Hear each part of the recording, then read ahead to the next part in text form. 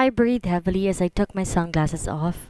Kakarating ko lang ng Pilipinas at ang mainit na klimang agad sumalubong sa akin. Pansin ko rin kanina pa ako pinagtitingin ng mga tao. Marahil na rin siguro sa suot kong makapal na jacket. I rolled my eyes at agad hinubad kong aking suot na trench coat at tinabi ito sa akay-akay kong maleta. I fished my phone from my pocket at agad ay denial ang numero ni Rebecca. Ilang ring lang sinagot na nitong aking tawag. Magda? Yes? Sagot nito at agad na pairap na lamang ako. Kundi dahil sa pag-inarte niya, wala sana ako dito at sana di ako nahiwalay sa mga anak ko. So, ina naman Rebecca, oh. Bakit ako? Alam mo namang matagal ko nang iniiwasan dalawang naging malaking tae sa buhay ko. Ang linis ko na, oh. Dudumihan ko pa bang sarili ko para sa kanila? Ano ba? I've moved on. Hindi na kailangan ng patunay. Promise. Sunod-sunod pang litanya ko. Wala pa nga ako sinasabi, Magda eh. Ang taasan ng speech mo at ang sinasabi mong naka-move on ka na. Shoota? Yan na bang ginagawa na nag-move on? Eh, panay ngang kain mo ng ice cream kahit winter. Ines na sabi pa nito sa kabilang linya. Napairap ulit ako. Eh, sa trip ko lang talagang kumain ng ice cream kahit na malamig. Anong problema dun? At least ako, hindi nga ngawa-ngawa tuwing nalalasing. Nasa arrival area ka na ba? Dinig kong tanong niya. At napabuntong hindi na lamang ako trying to wipe my sweat on my forehead. Kakalapag pa lang ng eroplano. Nasaan ka na ba? Nagmamadali ka ah? Sabi ko. Actually, 30 minutes na ako naghihintay but anyway, bakit naman ako magmamadali?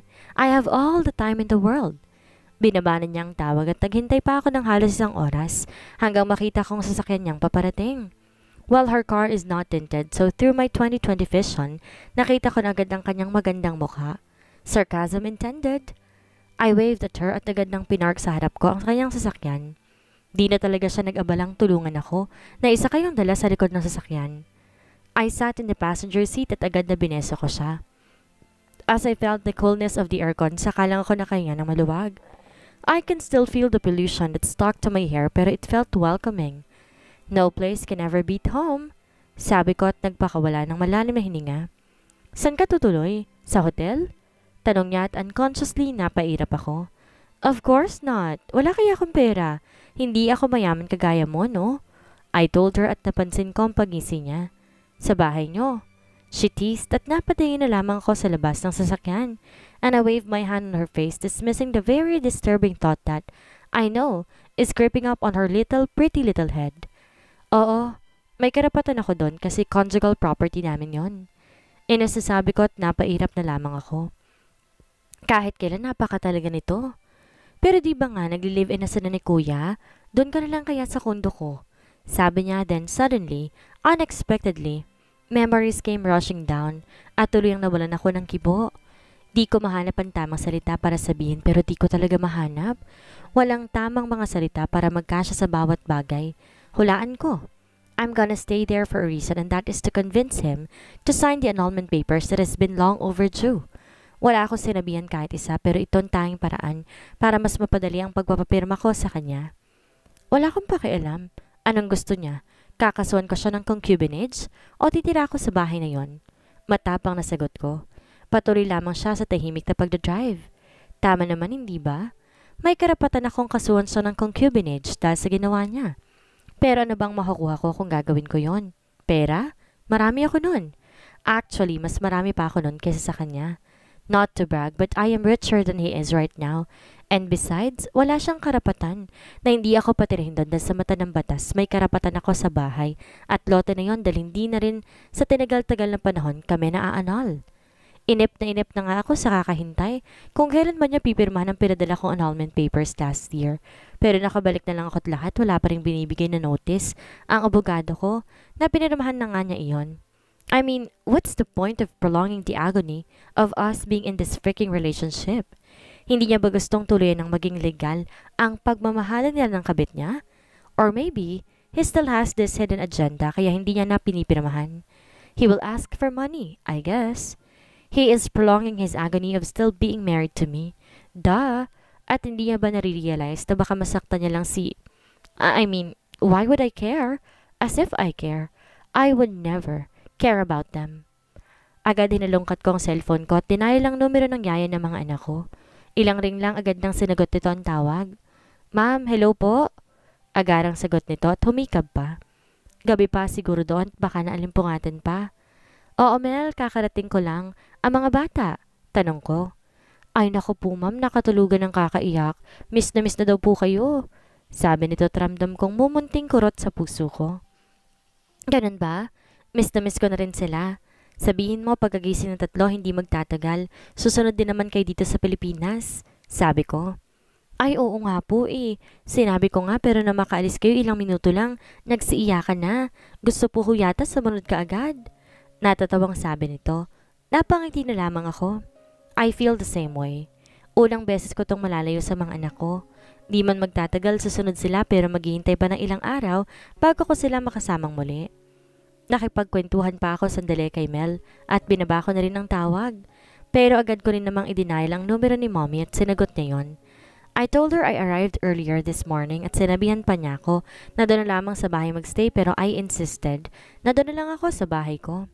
She got shocked at first at pinilit pa niya ako but I stood firm on my decision. Di na rin siya nagpumilit pa, tiniyaan niya na lamang ako. Babawiin ko ang bahay na yun dahil sa akin yun. Isang bahagi nito marahil, ngunit meron pa rin akong karapatan sa bahay na yon. Hindi ko na rin namalayan na nasa tapat na pala kami ng bahay.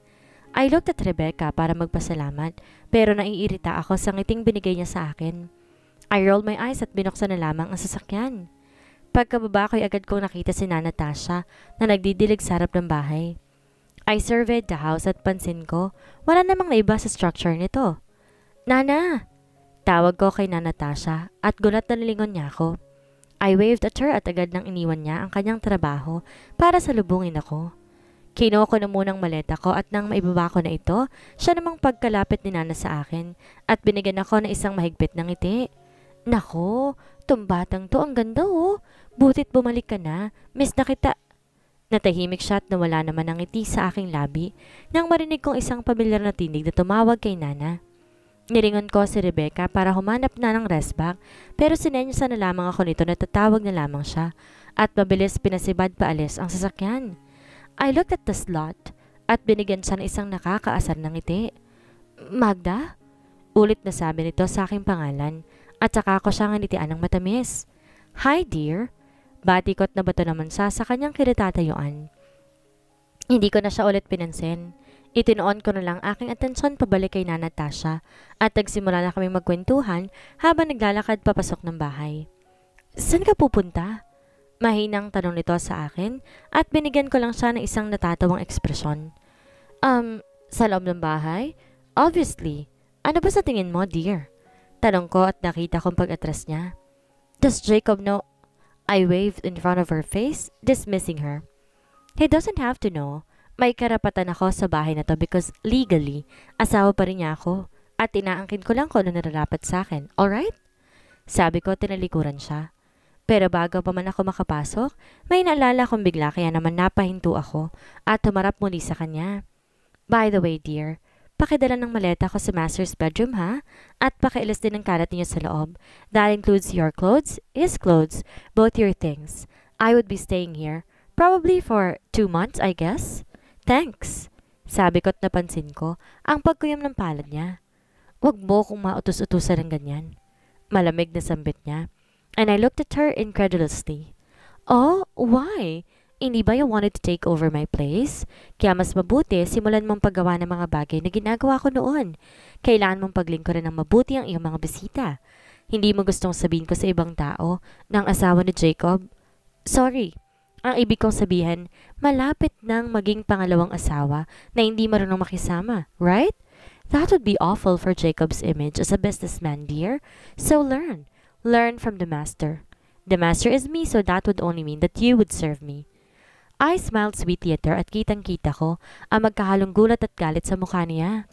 Oh, hindi ka nga pala nakakaintindi ng English language. I'm sorry, my fault. I will gladly translate it to you. Sabi ko, pangiinis ko pa pero agad nang pinutol niyang aking sasabihin. I understand. Madilim na sagot niya sa akin at napatawa ko ng malakas. Well, that's a start. At least ngayon may 2 English words ka na naiintindihan at nasasabi. Achievement na yan sa bobang malanding pokpok na kabit kagaya mo. Keep it up, dear. Keep it up. Sabi ko, tinalikuran ko na siya ng tuluyan at pumasok na sa bahay ko. Yes, mine. Kamusta naman ang buhay mo doon? Tanong ni Nana Tasha habang ako'y maganang kumakain ng kakaluto niyang sinigang. Si Clarice naman abala sa pagdadrama sa kwarto.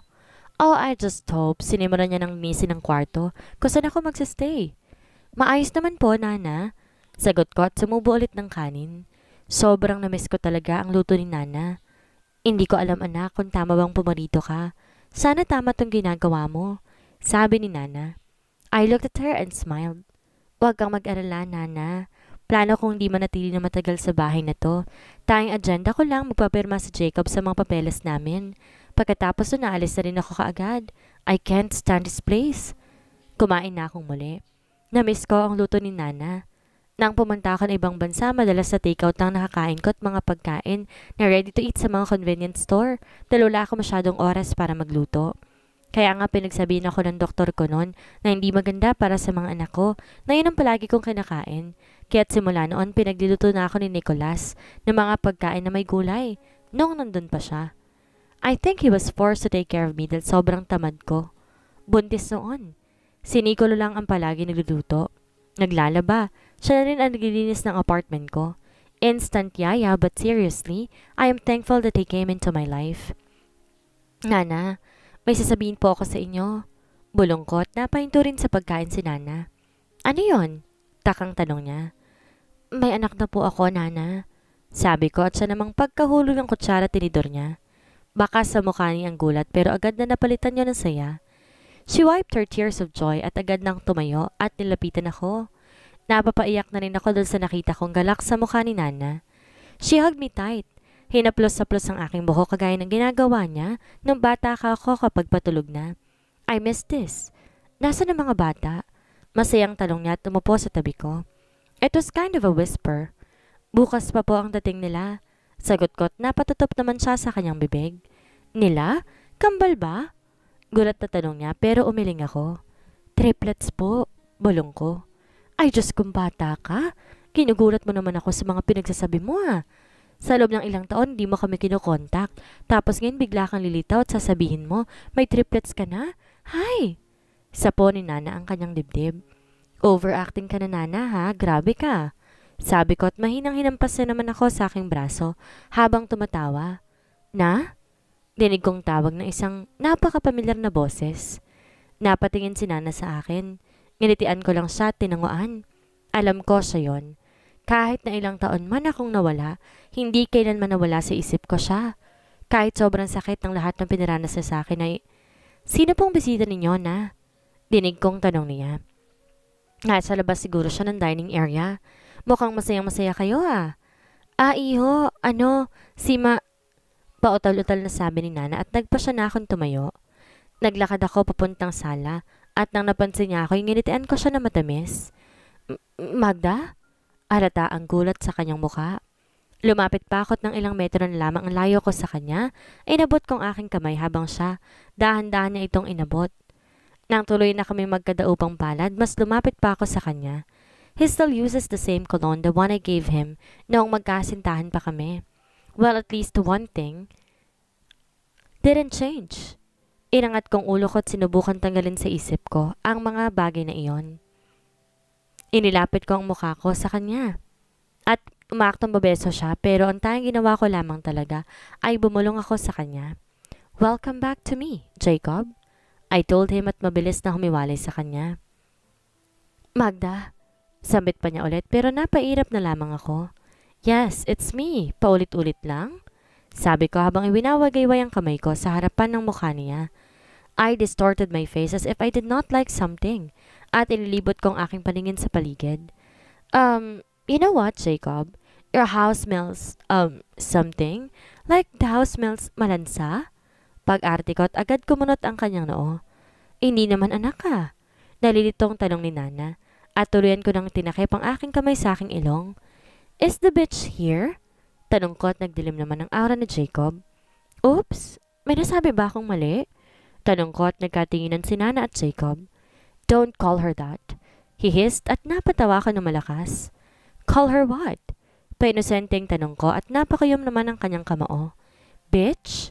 Sabi ko pa, tuloy na siyang napatahimik. Ang bingi mo naman.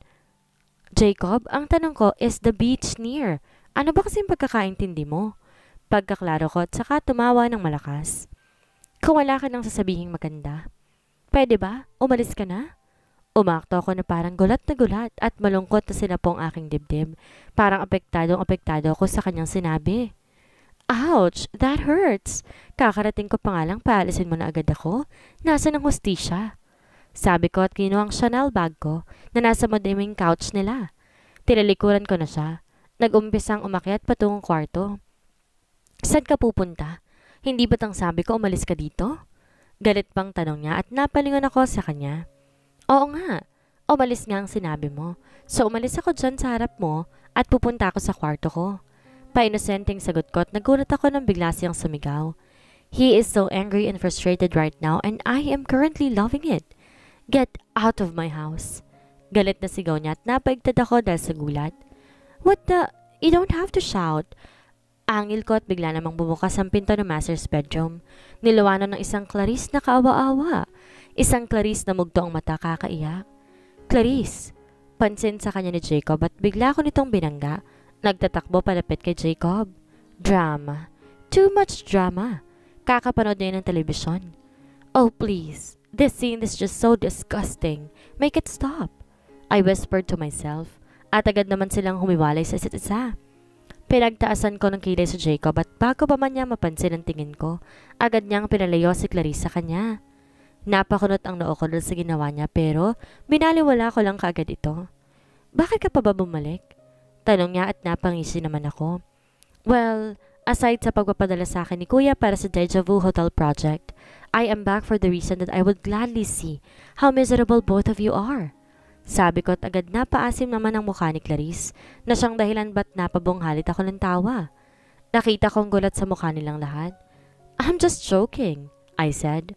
Anak, tawag ni Nana sa akin at nang tiningnan ko siya, umaling siya sa akin. Signaling me to stop what I am doing kaya naman napakunot ang noo ko. I am back just for the project, Jacob.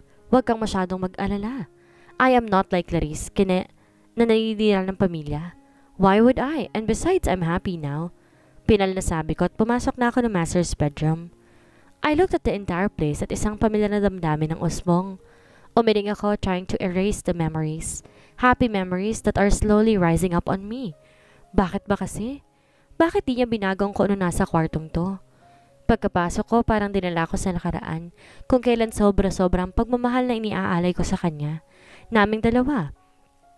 As I surveyed the entire room, I clearly state that nothing in here has been touched and that it is also very clean, na para bang araw-araw tong inaalagaan. Bakit ba? Bakit pati ito hindi nagbago? Bakit pakiramdam ko ako lang ang nagbago sa mga taong lumipas? Bakit pakiramdam ko pati siya hindi nagbago? Oh wait, shoot! I am being a poetic, broken-hearted girl again. Not anymore. Not anymore. Nagising akong bigla sa gitna ng gabi dahil sa narinig kong kalabog. No, it's more of like a broken glass or something. At pagkatapos ay ang nagsisigaw ang mga boses ang sumunod. I took my robe na nakasabit sa gilid ng night table ko at sinuot to. I went out of the master's bedroom at mas lumakas pa ang sigawan. Biglang umakyat si Nana na may nag-aalalang mukha. Huwag ka munang lumabas sa kwarto mo, Magda.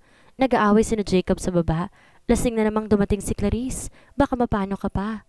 Sabi niya at umiling na lang ako at determinado naglakad pababa.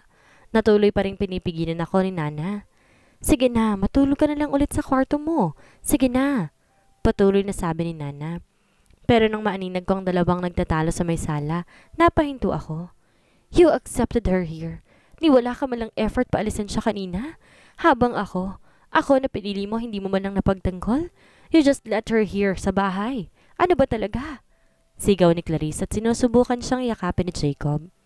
Isang malutong na sampal ang nakuha nito galing kay Clarice na siyang dahilan kung bakit napasinghap si Nana sa aking gilid. Clarice cried at naging pagkakataon niya ni Jacob para mapakalma siya. Nakita ko ang pagtingala ni Clarice at matulungkot na tinignan lamang siya ni Jacob. I love you. Bulong ni Clarice pero sapat lang para marinig ko. I stiffened. I did not wait for Jacob to answer. I turned away at naglakad na pabalik sa loob ng kwarto. I suddenly felt my heart was being tortured again. I cannot explain. It's all in the head. It's all in the head. I kept repeating it until I fell asleep again. This is the only thing that keeps me in my sane self. By convincing myself that the pain that I'm feeling is just all in the head, meaning if you don't think of the pain, you cannot feel it. I woke up the next day feeling horrible. Alas 5 na ng umaga gising na ako. Naligo at nagbihis para pumunta ng kumpanya ni na Jacob dahil ako ang papalit kay Rebecca bilang interior designer. Nang bumaba ako, amoy kong agahang niluto ni Nana. Dumiretso ang kusina at nakita ko siyang nagluluto ng bacon. I greeted her good morning at ginitian niya lamang ako. Siya nga pala. May nagpadala ng imbitasyon sa'yo kaninang umaga. Sa sala ko inilagay. Sabi ni Nana at agad na pumunta ako ng sala para kunin yon. When I got a hold of the white invitation, agad ko iyong binuksan. It was an engagement party invitation from Nicolo. Medyo malayo pa ang date, few months from now. For sure, Bianca was the one who sent this. I ran towards the kitchen area na sobra-sobrang ngiti tapos kinuha ko cellphone kong nasa dining table. I immediately called Nicolo at ilang ring lang din, sinagot na niya. Is this true? Excited na tanong ko. I heard him sigh on the other end of the line. What do you think? Sabi niya and then I shouted in joy for the overflowing happiness that I am currently feeling. Talaga ba? I am so happy right now, love. So happy? Wow! Hindi makapaniwalang sambit ko at narinig kong alanganing pagtawa niya sa kabilang linya. Ikaw ang unang pinadalhan ni Bianca niyan. Kahit mga magulang namin hindi pa nakikita engagement party invitation namin. Sabi niya. And all I could say is that I am touched. I couldn't believe na ganun ako ka-importante para sa kanilang dalawa. Oh, is this your way of saying you really love me? I teased him at tumawa ulit siya ng malakas. Okay, I love you too na lang. Patuloy ko pa rin pangaasar sa kanya sabay tawa. Nagpatuloy kami sa pag-uusap hanggang sa may narinig akong tikhim galing sa likod. I bid goodbye to Nicolo at tinago ng cellphone ko. I looked behind me at nakita ko si Jacob na kagigising lang. Oh, good morning Jacob. What a great day, right? Sabi ko sabay simsim sa kapeng binigay ni Nana. I smiled at him at nag-umpisa ng kumain. Who called? Tanong niya at dahil sa pagkabigla ko'y napaso ko ng konti. What? Pagkaklaro ko. Who called? Boses mo umabot yata sa kwarto namin. Tanong niya at napakunot ang noo ko. Di ko alam kung sasagutin ko ba siya o hindi. Ibig ko sabihin ano bang pakialam niya? Medyo sumisira sa private life kong tanong mo, Jacob.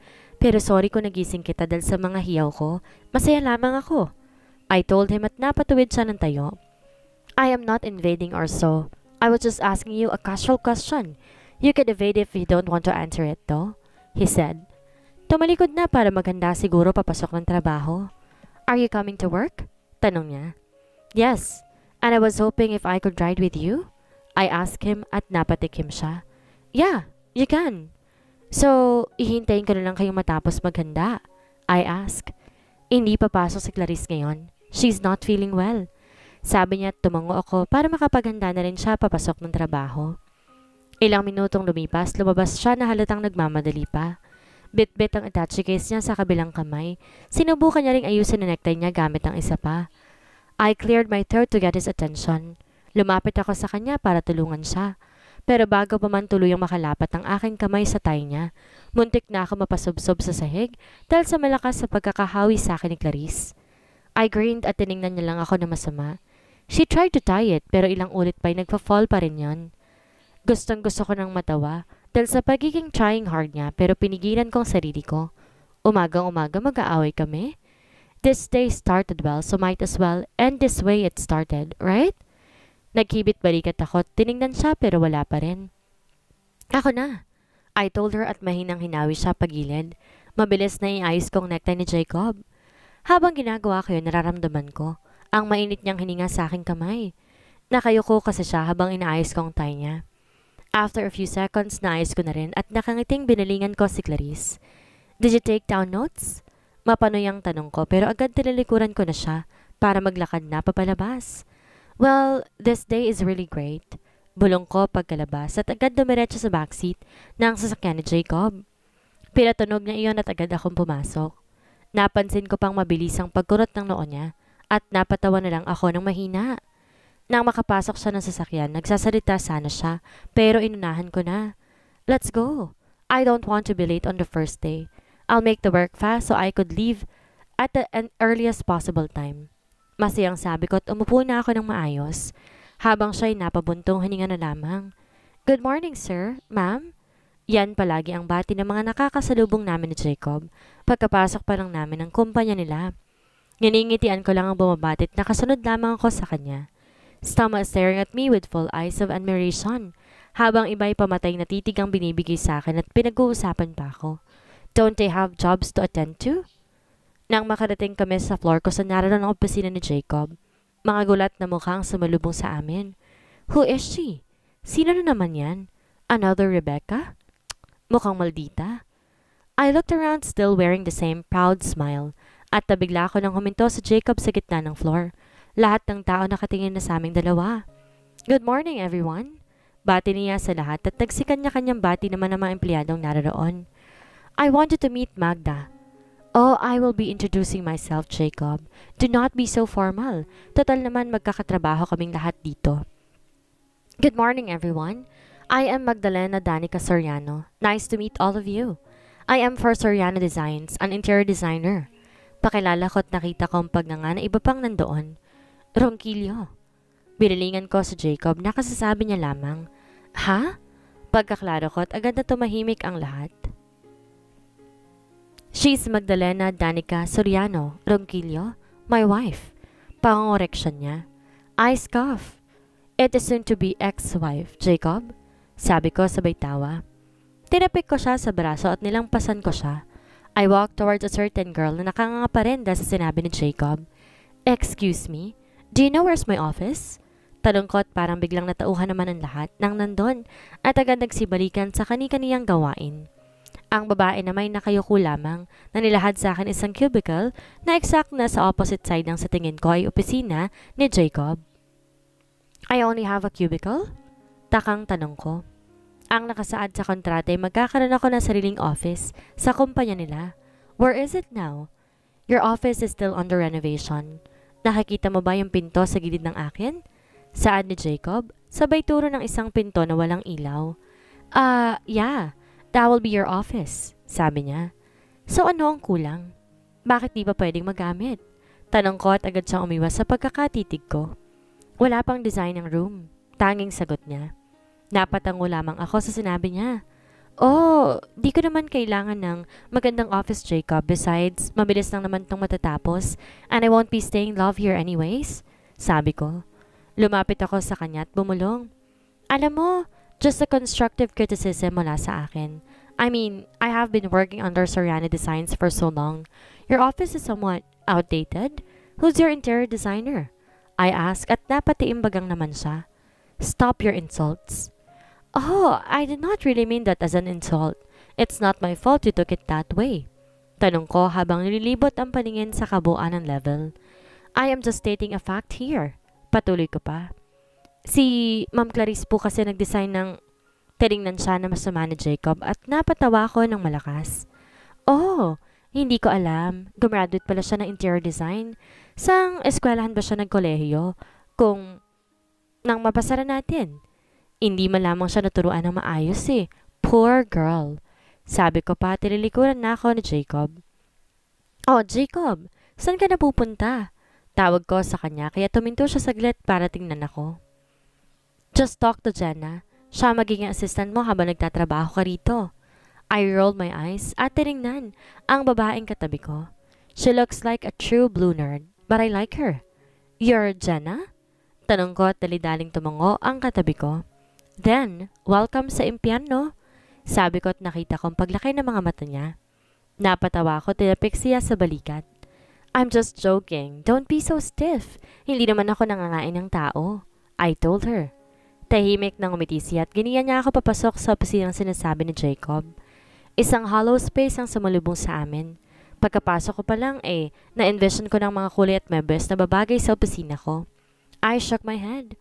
Bakit ko ba naiisip yun parandalian ko lang naman gagamitin. It's not as if magtatagal ako rito. Ma'am? Untag sa akin ni Jenna at nangingiting bumaling ako sa kanya. Alam niyo po, itong opisinang itong isa sa dahilan na matinding away namin ni Ma'am Clarice at Sir Jacob. Panimula niya. She talks a lot but I like her. I got interested kaya binaling ko sa kanyang buong atensyon ko. Well, I thought she was just like the nerds I've watched on television. Hindi pala. May hidden talent palang babaeng to. And I could really make use of such talent in this place. Really? I asked. Opo, ma'am. Gusto po kasi ni Ma'am Clarice na siya ulit ang mag-design, pero ayaw po ni Sir. Gusto niya yung gagamit daw mismo ang mag-design. Siya po ang mismo nag-renovate ng opisinang to. Sabi niya habang nakayoko. At nararamdaman ko ang mga paru-paro sa tiyan ko na unti-unting nabubuhay. And I hate it. Talaga ba? Napatahimik ako sa sinabi niya.